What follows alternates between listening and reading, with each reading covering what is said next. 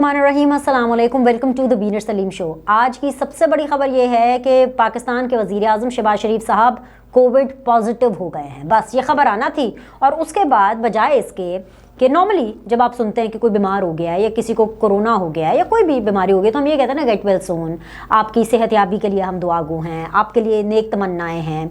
लेकिन यहाँ पर उल्टा हो गया, क्योंकि असल में क्या है कि हमें सियासत ने इतना बेरहम बना दिया है कि बस ये खबर आनी थी कि शहबाज शरीफ साहब को कोरोना हो गया है तो जितने मुँह उतनी बातें होना शुरू हुई कि जी ये तीसरी दफ़ा है कि शहबाज शरीफ साहब को कोरोना हुआ है, तो तीसरी दफ़ा कैसे हो सकता है, उनको वैक्सीन लगी हुई है, उनको तो बूस्टर लगा हुआ है, कैसे उनको कोविड हो गया। दूसरी तरफ से एक आ गया कि भाई शहबाज शरीफ साहब तो आइसोलेशन में इसलिए चले गए हैं ताकि वो जो आर्मी चीफ वाला मामला है ना, वो किसी तरह से उसको शहबाज शरीफ साहब अवॉइड कर सके। अब उसमें अवॉइड करने वाली क्या बात है, उसके ऊपर भी मैं बात कर लेती हूँ। मतलब अवॉइड इसमें क्या करना है, शहबाज शरीफ ने होली या सोली आर्मी चीफ की तैनाती का फैसला तो नहीं करना ना। हाँ, प्राइम मिनिस्टर की सवाबदी तो ज़रूर है, लेकिन जो ये थियरी लोग इसके साथ जोड़ रहे हैं कि जी आर्मी चीफ का जो मामला है वो शहबाज शरीफ साहब की बीमारी के साथ नत्थी हो रहा है, और वो इसलिए नत्थी हो रहा है क्योंकि जी कोविड के बाद वो आइसोलेशन में चले गए हैं, और लोगों का ये मानना है कि आइसोलेशन में वो इसलिए गए हैं, जानबूझकर उनको कोरोना कोई नहीं हुआ है,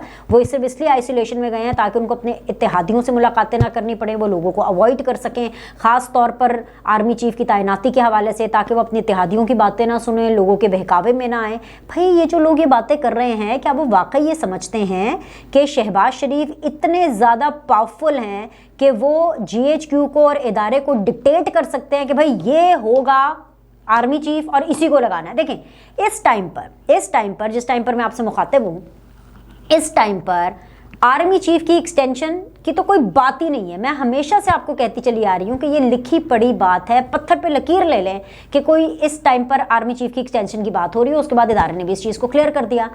अब मसला ये है कि हम इतने सियासी हो गए हैं कि अगर शहबाज शरीफ साहब बीमार हैं तो उनको अपनी बीमारी पता नहीं कैसे साबित करनी पड़ेगी, क्योंकि अगर उन्होंने कोविड टेस्ट भी दिखा दिया तो पाकिस्तान तहरीक इंसाफ के जो सपोर्टर्स हैं या जो नून लीग के नाकदीन हैं या जो शहबाज शरीफ साहब के सपोर्टर नहीं है वो तो मानेंगे नहीं, जो चाहे मर्जी कर लो वो नहीं मानेंगे कि जी शहबाज शरीफ साहब बीमार है। लेकिन मैं इस वीडियो के अंदर ये चीज़ ज़रूर एड्रेस करना चाह रही हूँ कि उनकी बीमारी को लेकर के जो अफवाहें फैलाई जा रही हैं वो क्यों फैलाई जा रही हैं, उनकी बीमारी को आर्मी चीफ की तैनाती के साथ नत्थी क्यों किया जा रहा है। अगर आप लोग ये जानना चाह रहे हैं या अगर आप लोगों को ये क्यूरियोसिटी है कि जो आर्मी चीफ है वो अभी तक उसका नाम क्यों नहीं आ रहा, अभी तक उसकी अनाउंसमेंट क्यों नहीं आई, अभी तक फाइल क्यों नहीं मूव हुई, अभी तक ये मामला आगे क्यों नहीं बढ़ा है, तो उसकी वजह यह है आराम से थोड़ा सब्र कर लें, अभी टाइम है। एक चीज़। दूसरी चीज़ ये, फैसला करने वालों ने फैसला कर लिया है। सबसे पहले फैसला तो इदारे ने करना है, यानी कि आर्मी ने करना है कि उसका चीफ कौन होगा। उसके बाद ये वज़ीर आज़म की सवाबदीद है। इस हवाले से भी काफ़ी चीज़ें क्लियर है। मैं आपको मुतअद्दिद बार अपने द बीनर सलीम शो में बता चुकी हूँ कि जिस चीज़ के ऊपर कंसेंसस हुआ है वो यही है कि जो सीनियर मोस्ट होगा, एक्सटेंशन बिल्कुल नहीं हो रही है, एवरीबडी इज़ ऑन बोर्ड। इदारा जो है वो जो है डिफरेंट नेम्स देता है, टॉप 5-6 नेम्स जाते हैं और उनमें से जो एक नाम होता है वज़ीर आज़म की सवाबदीद के एतबार से वो सेलेक्ट कर लिया जाता है। लेकिन इस दफ़ा क्योंकि सीनियरिटी को मेरिट रखा गया है, तो जब इतनी चीज़ें क्लियर हैं तो फिर इसमें वो कौन लोग हैं और क्यों हैं जो कि ये भाम डालना चाहते हैं। जाहिर सी बात है नून लीग के जो नाकदीन है वो ये भाम डालना चाहते हैं। तो अगर नून लीग के नाकदीन भाम डालना चाहते हैं या PTI के लोग, जैसे कि adding fuel to the fire, ये वही PTI के लोग हैं जिनको नवाज शरीफ की बीमारी भी जेन्युइन नहीं लगती, ये वही PTI के लोग हैं जिनको कुलसूम नवाज की बीमारी भी जेन्युइन नहीं लगती थी। और फिर अल्टीमेटली हमने देखा कि पीछे लंदन में कुलसूम नवाज के क्लिनिक में भी चले गए, ठीक है, वही PTI के जो सपोर्टर्स थे क्लिनिक में चले गए कि नहीं जी हम ज़रा जाके देखेंगे जी कौन सा इलाज हो रहा है, बीमार है भी, कैसे ड्रामा किया जा रहा है। और अल्टीमेटली क्या हुआ, कुलसूम नवाज साहिबा की जान चली गई बिकॉज वो इतनी बीमार थी, वो वफात पा गई। और फिर नवाज शरीफ को ये कहना पड़ा कि भाई कुलसूम नवाज को अपनी बीमारी साबित करने के लिए मरना पड़ गया। और इसी तरह PTI के जो सपोर्टर्स है वो नवाज शरीफ की बीमारी में भी किसी ना किसी तरह मजाक ढूंढते हैं, नकलें उतारते हैं। इमरान खान साहब खुद नकलें उतारते रहे कि जी ऐसे चढ़ के जो है वो लिफ्टर के अंदर चढ़ के, इस तरह चढ़ के जो है वो एरोप्लेन में बैठे थे नवाज शरीफ साहब। उससे पहले तो चला नहीं जा रहा था, प्लेटलेट्स काउंट बहुत कम थे। ये वो बातें जो इमरान खान साहब करते रहे हैं, यानी उनकी बीमारी को सीरियस नहीं लिया जाता रहा। लेकिन फिर भी नवाज शरीफ साहब को बाहर जाने की इजाज़त इमरान खान ने दी उनकी हुकूमत ने दी, मेडिकल ग्राउंड्स पर दी, और वो आज तक किसी चीज़ का मजाक उड़ाते रहते हैं जस्ट बिकॉज कि वो मोबिलाइज लगते हैं उनके, यानी चलते फिरते रहते हैं ना। नवाज शरीफ साहब चलते फिरते उनको नजर आते हैं, तो इसलिए वो उनकी बीमारी के ऊपर भी शकूक व शुबात करते हैं। शक की और शुबे की बात करनी है तो शकूक व शुबात तो इमरान खान साहब को लगी 4 गोलियों पर भी हैं। इस हद तक शकूक पैदा हो गए, इस हद तक प्रॉब्लम्स हो गई कि भाई इमरान खान को अपनी ड्रेसिंग करती हुई जो वीडियो है वो निकालनी पड़ी। ऑफ कोर्स वो वीडियो जो है वो पाकिस्तान तहरीक इंसाफ ने निकाली और उसी को वायरल किया सिर्फ इसलिए ताकि उन तमाम लोगों को शटअप कॉल मिल जाए कि देखे भाई हमारे लीडर को तो भाई असल में 4 गोलियां लगी हैं। क्योंकि भाई राना सनाउल्लाह साहब तो कहते थे, उन्होंने तो चैलेंज किया था, वो तो चैलेंज करते फिर रहे हैं कि भाई अगर इमरान खान को 4 गोलियां लगी हुई साबित हो गई तो राना सनाउल्लाह अपनी सियासत छोड़ देंगे। तो भाई अब तो वक्त आ गया कि राना सनाउल्लाह साहब को भी अपनी सियासत का फैसला करना चाहिए, क्योंकि इमरान खान साहब ने वीडियो जारी कर दी। अच्छा, अब उसको भी, उस वीडियो को भी लोग नहीं मान रहे हैं, उस वीडियो को नून लीग वाले नहीं मान रहे। वो ये कह रहे हैं कि भाई अगर गोली लगी है तो ये जो जख्म है ये इतना कम क्यों है, जख्म के ऊपर टांके क्यों नहीं लगे हुए, और जो इसके अलावा सिया क्यों नहीं गया, इसको कवर क्यों नहीं किया गया, और ये गोली का जख्म तो नहीं लग रहा, ये तो छड़े का जख्म लग रहा है। व्हाट्सएवर जितने मुंह उतनी बातें। कहने का मतलब ये है कि किसी भी लीडर की बीमारी गलत नहीं है और किसी भी लीडर की बीमारी सही नहीं है। इट डिपेंड्स कि आप किस लीडर के या किस पॉलिटिकल पार्टी के सपोर्टर हैं। जैसे जो पीटीआई का सपोर्टर है वो तो ये कहता है कि हाँ भाई इमरान खान जो है वो सिंघम फिल्म का, वो इंडियन मूवी नहीं थी बॉलीवुड की सिंघम, अजय देवगन वाली, हाँ वो सिंघम का अजय देवगन है और 4-4 6-6 गोलियां खा करके भी वो लगा हुआ है अपने कॉज के लिए, काम करने के लिए। इसी तरह जो नून लीग के सपोर्टर है वो यही कहते हैं कि कलसूम नवाज साहिबा की जान चलेगी, और पीटीआई के जो लोग हैं वो हरास करते रहे इनको।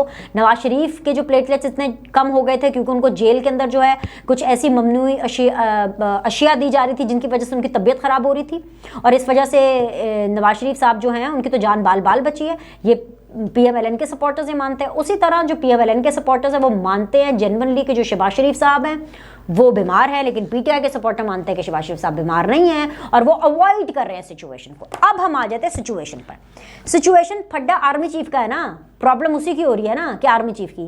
भाई इशू ये है कि पहले ये डिसाइड हुआ था कि जो आर्मी चीफ है, क्योंकि 21 नवंबर को जो MBS हैं सऊदी वली अहद, उन्होंने पाकिस्तान का दौरा करना था और ज़ाहिर बात है उनका 2-3 रोज़ का दौरा था। तो तब उन्होंने ये सोचा हुकूमत ने और एस्टैब्लिशमेंट ने मिलके कि ये उनके दौरे से पहले हम ये चीज़ें फाइनल कर लेंगे। आपको याद है ना कुछ दिनों पहले तक जो हफ्ता गुजर चुका है उस हफ्ते के बारे में डेडलाइंस दी जा रही थी कि इसमें फाइल मूव होगी, ठीक है, और इस तरह से समरी आएगी, समरी मूव होगी और आगे मामला जो है वो जो प्रॉपर उसका SOP है आर्मी चीफ की तैनाती का, वो मामला जो है वो शुरू हो जाएगा।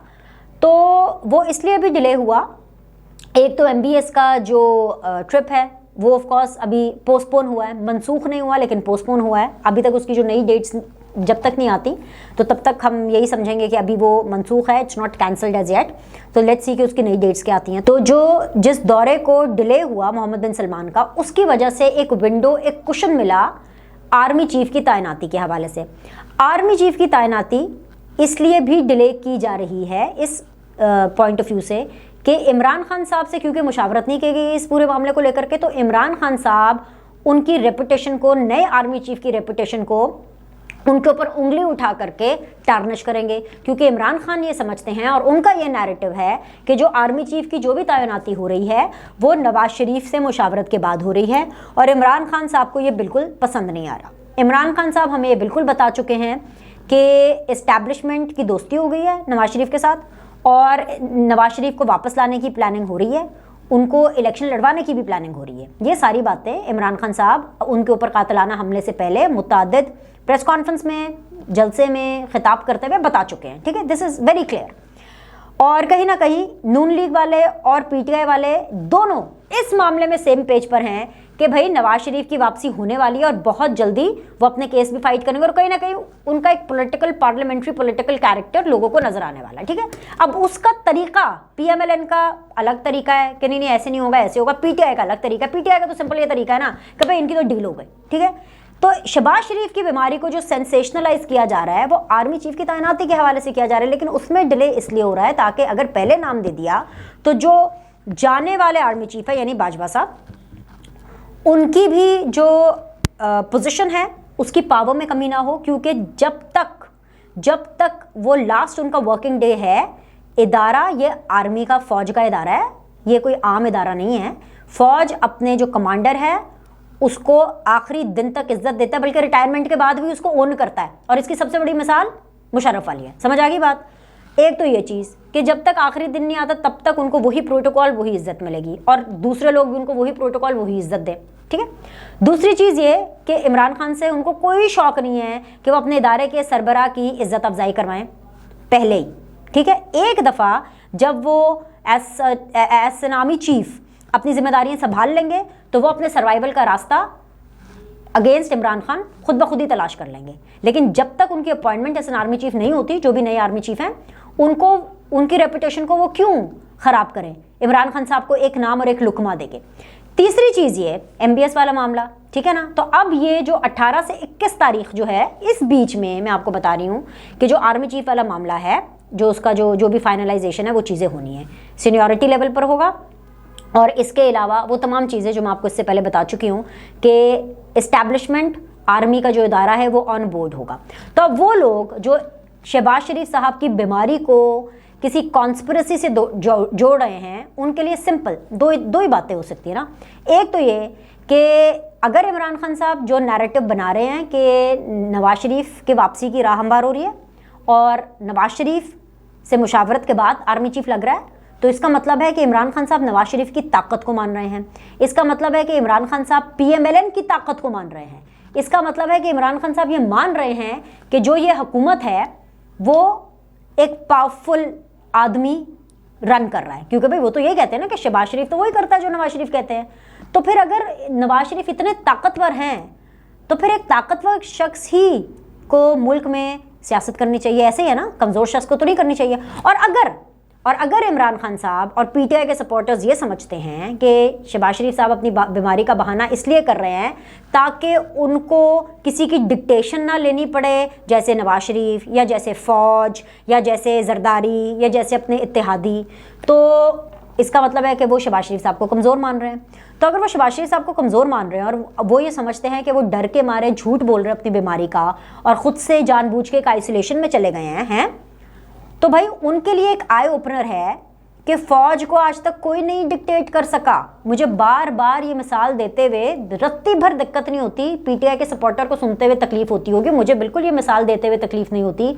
इमरान खान अपनी मर्जी का DGI तो लगा नहीं सके, मिले उनको अपनी मर्जी के DGI बताएं आप मुझे, नाक से लकीरें निकली कि नहीं निकली?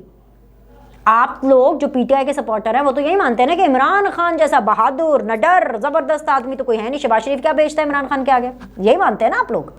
तो फिर इमरान खान साहब अपनी मर्जी का ले पाए DGI? ये आर्मी चीफ है भाई, ये इदारा डिसाइड करता है कि उनका चीफ कौन होगा। ठीक है। जिस तरह से हमारे मुल्क में ये रूल होना चाहिए कि अवाम डिसाइड करे कि उनका चीफ एग्जीक्यूटिव, उनका प्राइम मिनिस्टर कौन होगा, राइट, उसी तरह इदारा डिसाइड करता है। दूसरी चीज़ ये, इस टाइम पर सीनियरिटी में जिन जनरल आसिम मुनीर साहब का नाम सबसे ऊपर है, नंबर 1 पे, जिनकी रिटायरमेंट के हवाले से बातें आ रही हैं, जिनके बारे में बातें आ रही है, इमरान खान साहब जनरल आसिम मुनीर साहब को इसलिए तब्दील कर चुके हैं जब वो वज़ीर आज़म थे, क्योंकि जनरल आसिम मुनीर साहब ने वो हीरो वाली कहानी पिंकी साहिबा की, खातून अव्वल की, उस टाइम पर बुशरा बीबी की पकड़ ली थी। तो यहाँ से मेरिट का भी पता चल जाता है इमरान खान साहब के, और यहाँ पर यह भी पता चल जाता है कि उन्होंने अपनी ताकत कहाँ कहाँ आजमाने की कोशिश नहीं की, लेकिन एंड पे ये इदारे का ही फैसला था कि उनका DGI कौन होगा, उसी तरह वो इदारे का ही फैसला होगा कि उनका आर्मी चीफ कौन होगा। तो प्लीज़ शहबाज शरीफ साहब की ये जो कोविड की जो प्रॉब्लम है और जो वो कोविड पॉजिटिव हुए हैं, उनको एटलीस्ट किसी भी चीज़ से, किसी भी साजिश से आपने जोड़ना, आप जोड़ें, आप एटलीस्ट उसको आर्मी चीफ के साथ नत्थी ना करें, क्योंकि किसी को भी ये हक नहीं है कि वो इदारे के लिए खड़ा होकर के ऐसे लड़े, क्योंकि जो इदारा है ना, जिस इदारे की फ़ौज की बात हो रही है, वो बहुत तगड़ा है, वो अपनी लड़ाई खुद कर लेता है, उसको अपने लिए फाइटर्स नहीं चाहिए। लाइक करें, सब्सक्राइब करें, आपसे अगले व्लॉग में मुलाकात करें।